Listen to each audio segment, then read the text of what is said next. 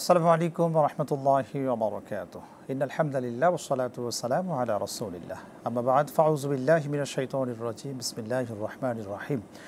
কুনতুম খায়রা উম্মাতিন উখরিজাত লিন-নাস তা'মুরুনা বিল মা'রুফি ওয়া তানহাউনা আনিল মুনকার। সাদাকাল্লাহুল আযীম।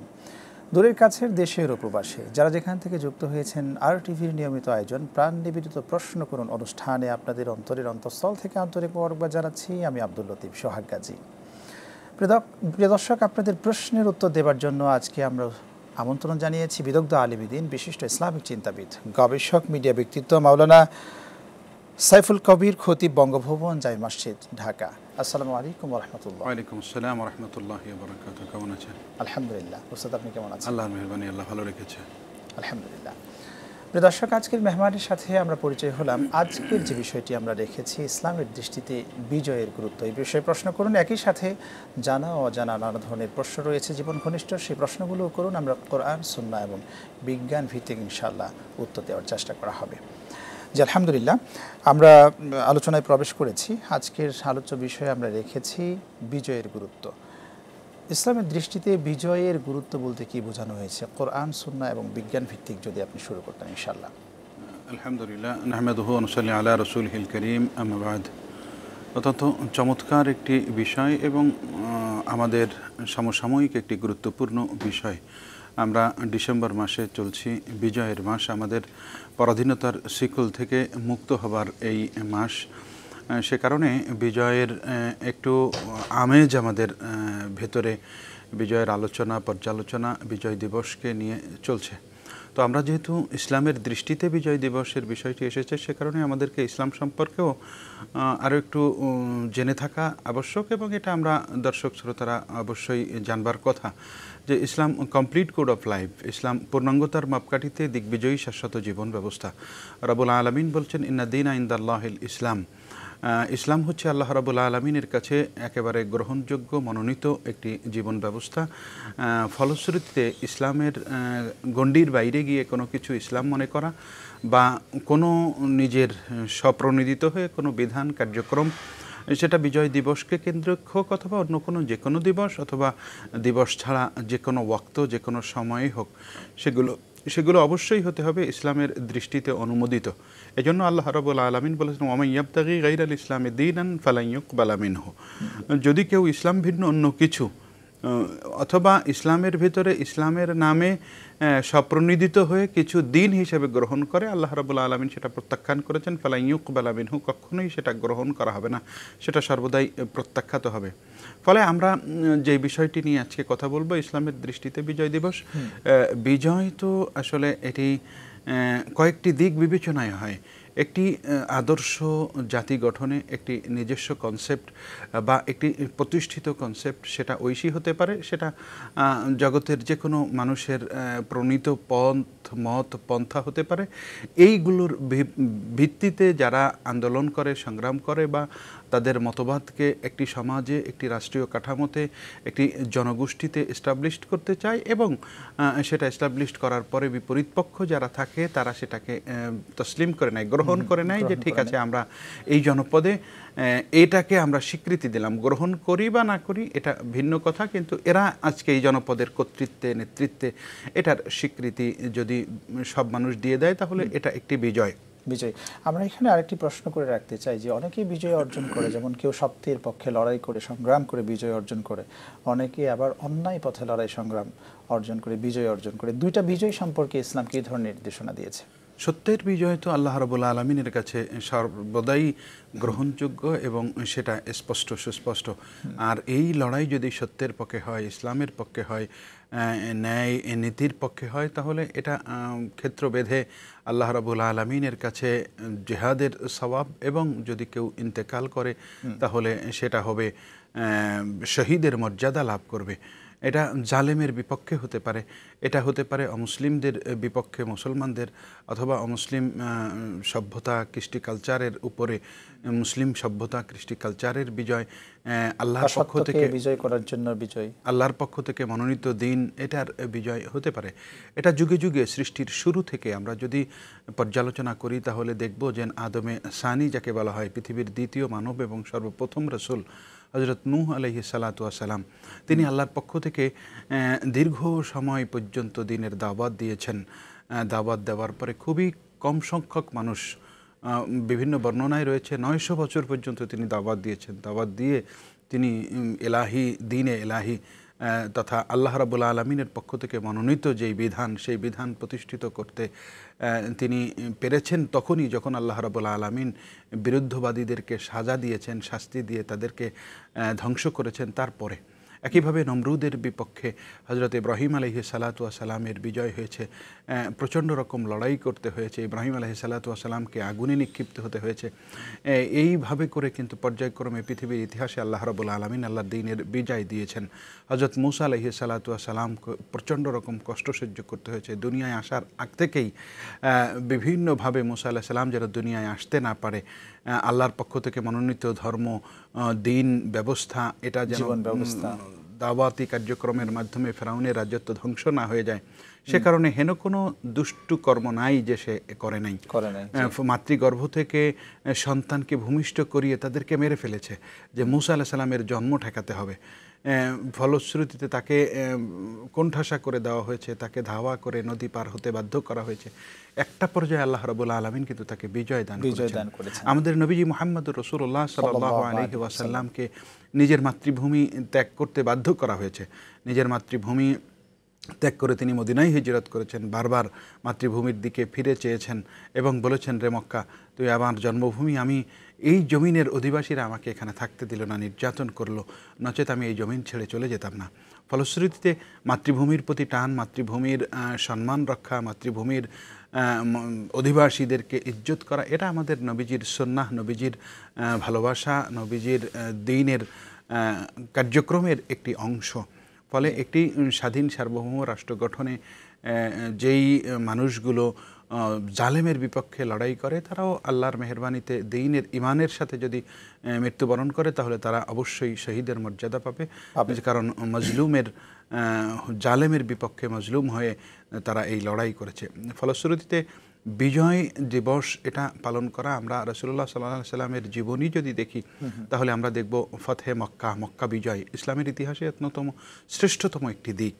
বিজয় দিবস বা বিজয় কেন্দ্রিক কি আনন্দ, কি উল্লাস, কি তার চরিত্র হবে, সেটা আল্লাহ রাব্বুল আলামিন সুস্পষ্ট করেছেন সূরা ফাতহের মধ্যে, সূরা নাসরের মধ্যে। এছাড়া রাসূলুল্লাহ সাল্লাল্লাহু আলাইহি ওয়াসাল্লামের কার্যক্রম, সিরাতের গ্রন্থগুলো যদি আমরা পর্যবেক্ষণ করি, পড়াশোনা করি, তাহলে দেখব একটা কমপ্লিট আদর্শ প্যাকেজ আমাদের জন্য কিন্তু রয়েছে। ফলে এই বিজয়গুলো উদযাপন করতে গিয়ে অবশ্যই বিজয় উদযাপন করার সুযোগ রয়েছে এবং উদযাপন করতে গিয়ে আমাদেরকে মনে রাখতে হবে যেন কারোর উপরে জুলুম না হয়, কেউ যেন নির্যাতিত না হয়, কেউ যেন ক্ষতিগ্রস্ত না হয়, সেদিকেও লক্ষ্য রাখতে হবে। শুকরান, খুব চমৎকার আপনি বলছিলেন। আমাদের জানতে চেয়েছেন কিছু ভাইরা অনলাইনে আমাদেরকে প্রশ্ন করে থাকেন। এর মধ্যে একটা উল্লেখযোগ্য প্রশ্ন হলো, যখন বিজয় নিয়ে আমরা আলোচনায় আছি, নিঃসন্দেহে এটা বিজয়ের মাস ডিসেম্বর, ডিসেম্বর আসলে আমাদেরকে ফিরে যেতে হয় 1971 সনে। জানতে চেয়েছেন যে 1971 সনে যে বিজয়টা আমরা অর্জন করেছিলাম, এই বিজয়টা কিসের পক্ষে ছিল? শুনবো, একজন দর্শক আমাদের জন্য রয়েছেন। দর্শক, আসসালামু আলাইকুম, নাম বলে প্রশ্ন করুন। আসসালামু আলাইকুম। ওয়ালাইকুম আসসালাম, শুনছি আপনাকে, প্রশ্ন করুন। আমি ইসলামী ব্যাংকে আমার ওই কি জানি হজ করার জন্য রাখছি, যে আল্লাহ আমার তৌফিক দিলে হজ করবো। ওই যে লাভগুলো যা আছে, ওই লাভগুলো আমি খাই না, অন্যজনে দিয়ে দিই। এটা কি আমার ঠিক আছে কিনা? মানুষের কাছে দিলে তো টাকাগুলো আর পাওয়া যায় না, এই জন্য ব্যাংকে রেখে দিছি। ওকে, আপনি ইসলামী ব্যাংকে টাকা রেখেছেন। আসসালামু আলাইকুম। ওয়ালাইকুম আসসালাম। জি, এই প্রশ্নটা আপনি শুনেছেন। জি, প্রশ্নের উত্তর চাচ্ছি। ইসলামী ব্যাংক, আমাদেরকে সর্বপ্রথম একটি বিষয় মনে রাখতে হবে, যতক্ষণ পর্যন্ত রাষ্ট্রীয় কাঠামো ইসলামী শরিয়ার উপরে না চলে ততক্ষণ কোনো কার্যক্রম শতভাগ শরিয়ার উপরে চলা সম্ভব নয়, এটা আমাদেরকে মনে রাখতে হবে। এরপরে যেই ব্যাংকগুলো ইসলামিক কার্যক্রম বা ইসলামিক ব্যাংক বলছেন, তারা তাদের সাধ্যমতো চেষ্টা করেন মর্মে আমাদের কাছে অঙ্গীকারাবদ্ধ বা আমাদেরকে বলেন যে আমাদের সুযোগ যতটুকুন আছে এতটুকুন করি। ফলশ্রুতিতে তারা মুদারা বা মুশারাকার ভিত্তিতে ব্যবসা পরিচালনা করে থাকেন মর্মে আমাদেরকে বলে থাকেন, এবং সেখানে সন্দেহযুক্ত যেই অর্থগুলো সেটাও ব্যাংক অথরিটি বলেন যে এগুলো আমরা নিজেরা ভক্ষণ করি না, আমরা আমাদের কোনো ক্লায়েন্টকে দিই। এইসব চুক্তির ফলশ্রুতিতে একজন গ্রাহক যদি তাদের পক্ষ থেকে যেই মুনাফা দেওয়া হয় সেটা গ্রহণ করে, তাহলে সেটা অবশ্যই জায়েজ হবে তাদের শরিয়ার। তাহলে ওই টাকার মাধ্যমেই তিনি যদি হজে যান সেটা গ্রহণ অবশ্যই সেটা শরিয়া হবে। একজন দর্শক আছেন। আসসালামু আলাইকুম, প্রিয় দর্শক, নাম বলে প্রশ্ন করুন। নাম প্রকাশে অনিচ্ছুক। আসসালামু আলাইকুম। ওয়ালাইকুম সালাম, প্রশ্ন করুন। যে আমার বাবা মা মারা গেছে, এখন তো আমরা ভাই বোনরা সম্পত্তির মালিক। এখন ওনারা সম্পত্তি বিক্রি করে বাড়িতে ঘর বানাবে, তারপরে কবরস্থান ঠিক করবে, তারপর আমাদেরকে বোনদের ভাগ করে দিবে। ওকে, এখন কি এটাকে ওকে, আপনি থাকুন, আপনার প্রশ্ন আমরা বুঝে নিয়েছি। জি জি, শুকরান, আপনি নিঃসন্দেহে প্রশ্ন বুঝেছেন যে আসলে বাবা মৃত্যুর পরে সম্পদ দিয়ে আগে ঘর বাড়ি গাড়ি এটা করার পরে বন্ধের হক সে বুঝিয়ে দিতে চায়। এটা ইসলামের দৃষ্টিভঙ্গি কি? ইসলামের প্রথম বক্তব্য হলো মানুষ যখন মৃত্যুবরণ করে যায় তার রেখে যাওয়া সম্পত্তি থেকে সর্বপ্রথম হইল তাকে দাফন কাফনের কাজ করবে। দ্বিতীয়ত হইল তার যে কোনো ঋণ থাকে তাহলে সেই ঋণ পরিশোধ করবে।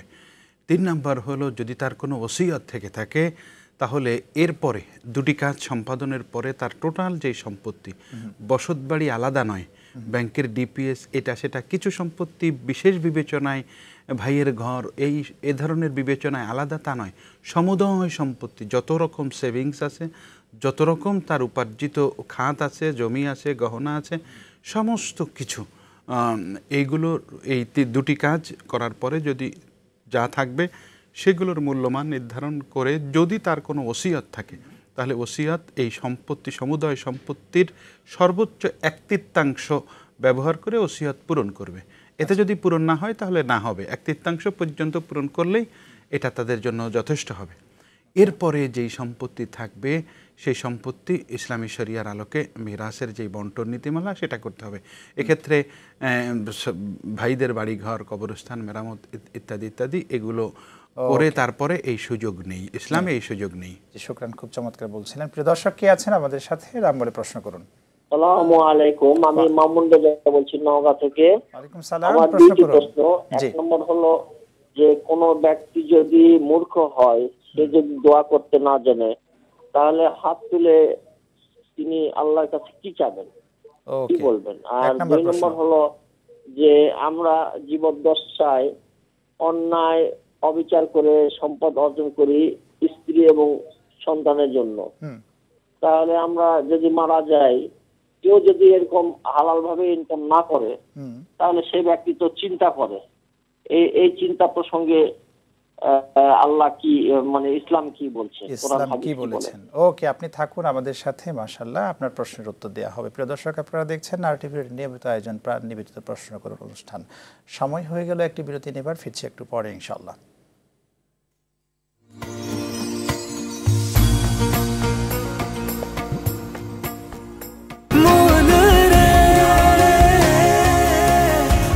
এভাবে ভরপুর বেঁচে থাকাটাই জীবন, আর জীবনের স্বাদের অনিবার্য সঙ্গী প্রাণ।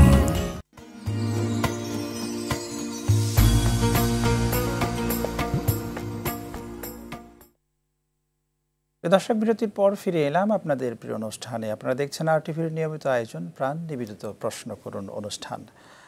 জি শায়েখ, আমরা আলহামদুলিল্লাহ যে প্রশ্নে ছিলাম, যে উত্তরে ছিলাম, একজন দর্শক আমাদের কাছ থেকে জানতে চেয়েছেন যে উনি জানতে চেয়েছেন এইভাবে করে যে মূর্খর কথা উনি বলেছেন। মূর্খ বলতে উনি বোঝাতে চাচ্ছেন যে কোরআন সুন্নায় অজ্ঞ একজন ব্যক্তি, অজানা একজন ব্যক্তি, যে আরবি দোয়াগুলো জানে না, সুন্নায় যে আরবি দোয়াগুলো রয়েছে সেগুলোও জানে না, হয়তো বা তিনি এটাই জানতে চেয়েছেন। তাহলে তিনি আল্লাহ রাব্বুল আলামিনের কাছে দুহাত তুলে কি দোয়া করবেন? অত্যন্ত সচেতন মানুষ, বোঝা যাচ্ছে যে আসলে একটা পর্যায়ে এসে তার সচেতনতা বোধ জাগ্রত হয়েছে। আলহামদুলিল্লাহ, ভাইয়ের এই সচেতনতাকে আমরা সম্মান জানাই। শুধু উনিই না, অন্য কেউ হতে পারে, যে কেউ এই সচেতনতাকে আমরা সম্মান জানাই। তবে আমাদেরকে মনে রাখতে হবে ইসলাম কঠিন কোনো জীবন ব্যবস্থা না। আল্লাহ রাব্বুল আলামিন ইসলামকে কঠিনভাবে উপস্থাপন করতেও নিষেধ করেছেন। ফলে যে ব্যক্তি আরবি দোয়া পারেনি, শিখে নেই, সে চেষ্টা করতে থাকবে যে আরবিতে পড়া দোয়া শিখবে, কিন্তু আরবিতে দোয়া করা আবশ্যক বিষয়টি এমন নয়। সে তার মনের মাধুরী দিয়ে মনে যেভাবে আসে আল্লাহ রাব্বুল আলামিনের কাছে প্রার্থনা করবে, আল্লাহ তুমি আমাকে মাফ করে দাও, আল্লাহ তুমি আমাকে দিনের বুঝ দাও, আল্লাহ তুমি আমার রিজিক দাও, আল্লাহ আমার সন্তানের ভালো চাকরি দাও, আমার স্ত্রী অসুস্থ সুস্থ করে দাও। তার যা প্রয়োজন সে যেইভাবে কথা বলে অন্য আরেকজনের সাথে সেভাবেই আল্লাহর কাছে বলতে পারবে, এটাতে কোনো বাধা নাই। অর্থাৎ সকল ভাষায় আল্লাহ রাব্বুল আলামিন ইখতিলাফু আলসিনাতিকুম ওয়া আলওয়ানিকুম, ভাষার বৈচিত্র্যতা এটা আল্লাহ রাব্বুল আলামিনের সৃষ্টি। আল্লাহ তাআলা সকল ভাষাই বোঝেন। উত্তর পেয়েছি, একজন দর্শক আছেন। আসসালামু আলাইকুম, প্রিয় দর্শক কে আছেন আমাদের সাথে? আসসালামু আলাইকুম রাহমাতুল্লাহ। শায়েখ জি, ওয়ালাইকুম সালাম, প্রশ্ন করুন। জি, আমি হচ্ছে হাফেজ আকিমুল ইসলাম, আমার জেলা হচ্ছে নেত্রকোনা। জি, তো আমি জানতে চাচ্ছি যে ওযু ছাড়া কি আযান দেওয়া যাবে কিনা? ওকে, আপনি থাকুন আমাদের সাথে, আপনার প্রশ্নের উত্তর শুনবো ইনশাল্লাহ। জি, তার পূর্বে আরেকজন দর্শক আমাদের জানতে চেয়েছিলেন যে অন্যায়ভাবে যদি কেউ সম্পদ অর্জন করেন এবং সেই সম্পদ যখন সে তার সন্তান সন্ততির জন্য, স্ত্রী সন্তানদের জন্য রেখে যাচ্ছে, তখন সেই সম্পদ কিভাবে সে ব্যয় করবে, ওই সম্পদ দিয়ে স্ত্রী সন্তানরা যখন তার ফ্যামিলি জীবন পরিচালনা করবে, ওই সম্পদ দিয়ে সেটা ইসলামের দৃষ্টিভঙ্গি কি? অন্যায়ভাবে যে কোনো কর্মকাণ্ড করা এটা নিষিদ্ধ, হারাম। অন্যায়ভাবে সম্পদ উপার্জন করা এটা হারাম তো অবশ্যই। এই হারাম আবার কাউকে জুলুম করে হতে পারে, ফলশ্রুতিতে সেখানে মানে অপরাধের মাত্রাটা আরও বেড়ে যাবে। সন্তুষ্ট চিত্তেও অনেক অন্যায় কর্ম করা হয়, সেটাও হারাম, কিন্তু কাউকে জুলুম করে যখন করা হয় সেটা হারামের মাত্রাটা, পরিমাণটা আরও বেড়ে যায়। কিন্তু এর দায়ভার শুধুমাত্র যিনি উপার্জন করেন তাকেই নিতে হবে, যারা ভোগ করেন তাদেরকে এই দায়ভার নিতে হবে না। তবে যারা ভোগ করেন তাদের চোখের সামনে যদি তাদের অভিভাবক এই অন্যায় কর্ম করে তাদের জন্য কিছু ভালো আয়োজন করেন, তাহলে তাদের দায়িত্ব হলো অভিভাবককে নিবৃত্ত রাখা এবং অভিভাবকের সামর্থ্যের ভিতরে তাদের চাহিদা সীমাবদ্ধ রাখা, এটা দায়িত্ব। আর যে অনুশোচনা এসেছে, অনুশোচনার জন্য আল্লাহর কাছে ক্ষমা প্রার্থনা করবে। ব্যক্তি কেন্দ্রিক অপরাধ করে থাকলে ব্যক্তিদের সম্পদ তাদেরকে ফিরিয়ে দিবে, সর্বোপরি আল্লাহর কাছে মাপ চাইবে। এখন এইটা খুব চমৎকার বলেছেন, আল্লাহ রাব্বুল আলামিন ক্ষমা করুন তাকে। প্রিয় দর্শক কে আছেন? আসসালামু আলাইকুম। আসসালামু আলাইকুম। ওয়ালাইকুম সালাম, নাম বলে প্রশ্ন করুন। আমি মোহাম্মদ শামসুল হক সিলেট থেকে বলছি। জি, প্রশ্ন করুন। জি, প্রশ্ন হইল, আমি দেখে দেখে কোরআন পড়তে পারি নাই, কিন্তু কোরআনের কিছু সূরা আয়াত আমার মুখস্থ আছে। আচ্ছা, তো রাসূলুল্লাহ সাল্লাল্লাহু আলাইহি সাল্লাম বলেছেন, যার ভিতরে কোরআন নাই সে একজন উজাড়ঘর বা বিরানঘর। আমিও কি উজাড়ঘর না বিরানঘর? ওকে, আপনি থাকুন আমাদের সাথে, আপনার প্রশ্নের উত্তরে যাব। তার পূর্বে আরেকজন দর্শক জানতে চেয়েছিলেন ওযু ছাড়া আযান দেওয়া যাবে কিনা। এটা মানে যদি আমরা স্বাভাবিকভাবে জবাব দেই তাহলে যাবে, কিন্তু এটা সুন্নাহের খেলাফ, এটা সৌন্দর্যের পরিপন্থী, এটা একটা মৌলিক ইবাদতের আহ্বান। আর একটা হলো যদি ওযু আবশ্যক হয় এই ক্ষেত্রে যাবে, কিন্তু যদি গোসল আবশ্যক হয় এই অবস্থায় তাহলে এটা যাবে না। এটা আমাদেরকে খেয়াল রাখতে হবে। ওকে, খুব চমৎকার বলছিলেন। দর্শক যেটা জানতে চাইলেন যে উনি দেখে দেখে কোরআন তেলাওয়াত করতে পারে না। এই যে মুসলিমদের তো আকাঙ্ক্ষা হতে পারে নন মুসলিম, কিন্তু মুসলিমদের ক্ষেত্রেও তো একটা আকাঙ্ক্ষা রয়েছে যে সে কোরআন তেলাওয়াতই করতে পারে না, দেখে দেখে কোরআন তেলাওয়াত পড়তেও পারে না। তাহলে উনি আবার কিছু সূরা হয়তোবা শুনে শুনে মুখস্থ করেছেন। তো রাসূল সাল্লাল্লাহু আলাইহি ওয়াসাল্লাম এদের সম্পর্কে তো সতর্কতা বানিয়ে দিয়েছেন। আপনি যদি বলতেন এই প্রশ্নের উত্তর। যদি ওনার জীবনকে কোরআন পড়তে না পারার পরেও বাংলা বই বা আলেমদের সহবতে গিয়ে বা আজকের বিভিন্ন মাধ্যমে দিন চর্চা শেখা যায়, এইভাবে নিজের জীবনকে ইসলামের রঙে রঙিন করতে পারেন, তাহলে আল্লাহর ইচ্ছায় তিনি এই বিরান ভূমির সতর্কবাণীর ভেতরে পড়বেন না। আর যেহেতু মুখস্থ যেগুলো আছে সেগুলো যদি চর্চা করেন, এরপরে কোরআন পড়তে পারেন না, চেষ্টা করবেন, বাংলা অনুবাদ পড়বেন, আল্লাহ চাহে তো ওনাকে আল্লাহ তাআলা ক্ষমা করবেন। জি, শুকরান, খুব চমৎকার বলছিলেন। আমরা বিজয়ের কথাই যাই, যেহেতু আমরা বিজয়ের মাসে বিজয় কেন্দ্রিক একটি প্রশ্ন আমি আপনাকে করেছিলাম যে 1971 সনের ইতিহাসে আমরা দেখেছি বিজয়ের মাস যখনই আসে, 16 ডিসেম্বর যখনই আসে, তখনই কিন্তু 1971 সনের সেই ডিসেম্বরের কথা আমাদের মনে পড়ে। সেই যে বিজয়টা এসেছিল বাংলাদেশে, সেই বিজয়টি ইসলামের দৃষ্টিভঙ্গিতে আপনি কি বলবেন? ন্যায়ের পক্ষে না অন্যায়ের পক্ষের বিজয়? আমাদের কাছে ইতিহাস যেভাবে পৌঁছেছে, আমরা তো দেখবার সুযোগ হয়নি। ইতিহাস যেভাবে পৌঁছেছে, আমরা ইতিহাসের পৃষ্ঠা যেভাবে দেখি, তাহলে এই ভূখণ্ডের মানুষ অবশ্যই নির্যাতিত ছিল, নিষ্পেষিত ছিল। ফলে এই নির্যাতন নিষ্পেষণের বিরুদ্ধে রুখে দাঁড়াতে গিয়ে ভূখণ্ডের আলাদা হয়েছে, সীমান্ত আলাদা হয়েছে।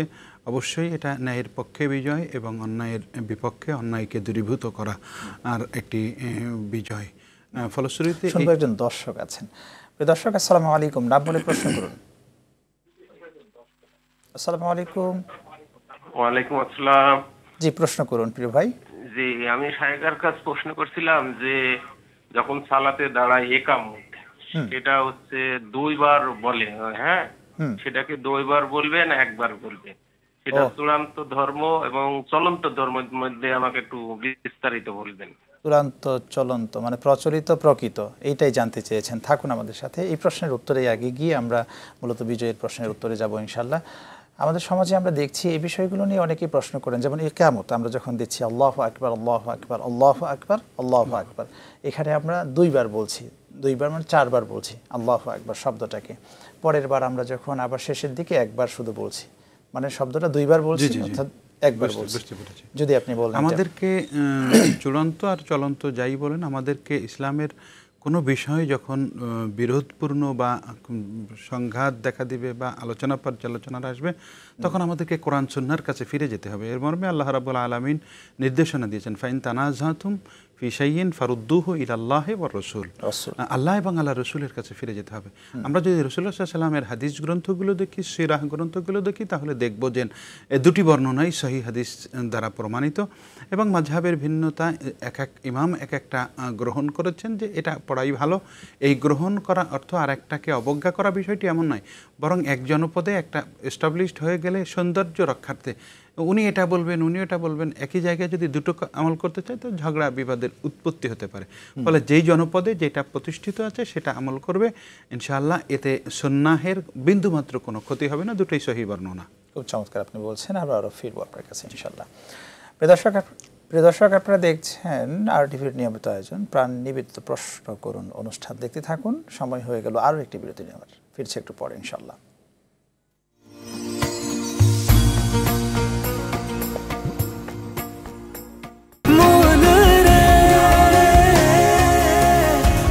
এভাবে ভরপুর বেঁচে থাকাটাই জীবন, আর জীবনের স্বাদের অনিবার্য সঙ্গী প্রাণ।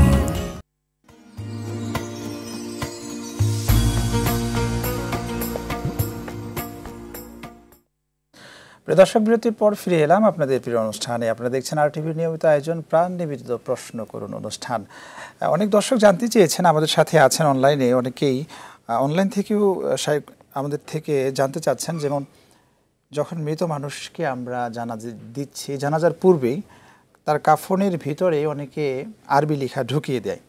অ্যাকচুয়াল বোঝাতে চেয়েছেন যে কেউ যদি ওখানে কোরআনটাও রাখে, হাদিসও রাখে বা আরবি লেখা ঢুকিয়ে দেয়, কোনো আরবি একটা কপি দেয়, সেই ক্ষেত্রে আপনি ইসলামের দৃষ্টিভঙ্গিকে এটা কি দেওয়া জায়েজ আছে কিনা? ইসলামের দৃষ্টিভঙ্গি জায়েজ না জায়েজের আগে হলো কারণটার ইসলাম স্বীকৃত কিনা। ইসলাম জায়েজ বা বেদাত বলার আগে এটা সুন্নাহ হবে কিনা সেটা পর্যালোচনা করা দরকার। এটা সুন্নাহের খেলাফ হবে। সুন্নাহের খেলাফ হলে কিছু কিছু ক্ষেত্রে কিছু বিষয় আছে জায়েজ হয়, কিছু বিষয় আছে বেদাত হয়। এটার ব্যাপারে মানুষের আবেগ ভালোবাসার একটা বিষয় যদি থাকে তাহলে সেটা ভিন্ন, আর এটা যদি রেওয়াজ হয়, আবশ্যক মনে করে, নিঃসন্দেহে এটা বেদাত হবে। আচ্ছা, যদি কাফনের উপরে এমনটাও হয় যে কাফনের কাপড়ের ভিতরে না, ওখানে একটা অন্য কোনো কাপড়ের মধ্যেই একটা আরবি লেখা দিল, অন্য একটা কাপড় দিয়ে আবার ঢেকে দিল, এইরকমটাও করা যাবে কিনা? ঢেকে দিল বলতে কফিনের সাথে নিয়ে যাওয়ার জন্য যদি হয় সেটা একটা বিষয়, আর একটা হলো খাটিয়াটা ঢেকে দেওয়ার জন্য, লাশটাকে ঢেকে নিয়ে যাওয়ার জন্য একটা কাপড় ব্যবহার করা হয়, সেটাতে কিছু দোয়া বা আরবি থাকে, সেটা ভিন্ন হিসাব। এটা একটা পবিত্র লাশকে সম্মান করার বিধান আছে, লাশকে ঢেকে নিয়ে যাবে, সেখানে আরবি লেখা থাকলে সেটা ভিন্ন। এক এক জায়গায় এক এক জনপদে এক এক রকম রেওয়াজ থাকে যে লাশকে কিভাবে তারা বহন করে নিবে, এটা ভিন্ন। কিন্তু কফিনের যে সাদা কাপড়, সেই কাপড়ের ভিতরে যদি দিতে চায় এবং এটা দিয়ে দাফন করতে চায় তাহলে সেটাকে অবশ্যই তাকে সুন্নাহের অনুমতি বা সুন্নাহ সমৃদ্ধ হতে হবে। এ ধরনের এ ধরনের কার্যক্রম সুন্নাহ সাপোর্ট দেয় না। যে অনলাইন থেকে আরেকজন প্রিয় ভাই আমার কাছ থেকে জানতে চেয়েছেন যে বর্তমানে সমাজে আমরা যে ভূমিকম্পনের যে ভয়াবহতার মধ্যে রয়েছি, কী ধরনের কাজ থেকে মুক্ত থাকলে আমরা এই ধরনের ভয়ানক ভূমিকম্পের হাত থেকে নিজেকে রক্ষা করতে পারবো?